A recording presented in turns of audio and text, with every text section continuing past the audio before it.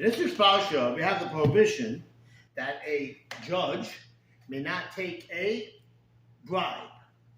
And the Torah tells us that taking a bribe affects who? Einei Chachamim. Very good. So these judges are described by the Torah as Chachamim, smart men.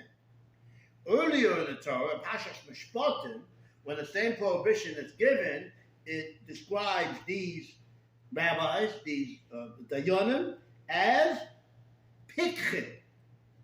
Ki hashochat ya'aver einei pikchim.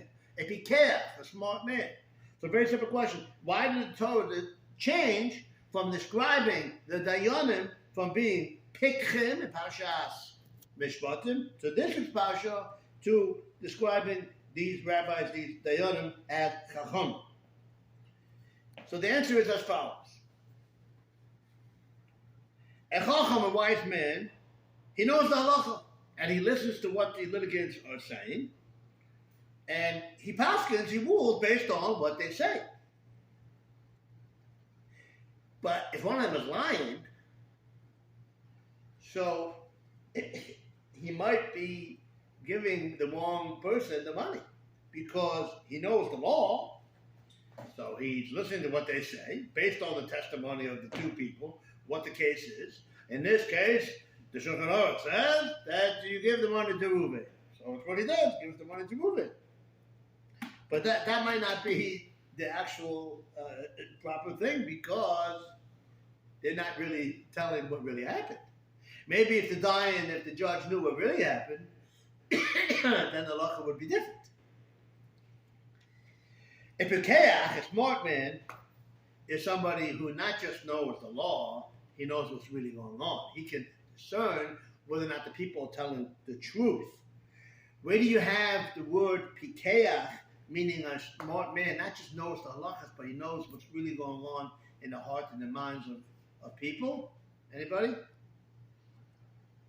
Vatipakachnu einei shnehem. In Parshas Bereshis, in the 3rd chapter, the Torah tells us that their eyes were opened. A pikeach is not just a person that knows the halacha, it's a person that has the seichel, the intellect, that he knows what's really going on behind what seems to be what's happening. He knows what's really in the heart and the mind and the thoughts of the people, and he can reveal the truth, get people to really tell the real part of the story, and then he can paskin properly based on that. In Parshas Shoftim, it was right after the Torah was given, before the Jewish people sinned with the chet egel, with the sin of the golden calf. So therefore the Jewish people were on a great and higher madrega level that they were able to see. So the dayanim, the judges, were able to see what was really going on and what was hidden in the hearts of the people.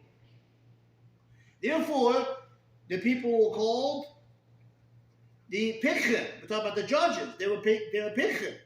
So to answer the question, the Torah calls the judge a pikeach because he was able to know what was really going on in the minds and thoughts of the people, and therefore he was able to paskin properly. But now, in this week's parsha, it was after the chet egel, it was after the sin of the golden calf. The madrega was lowered, and therefore they weren't any more chacham, pikchim, and they were downgraded to the level of chachamim. They knew the halacha, but they might not always paskin the right way because they don't know what's really going on. A good job.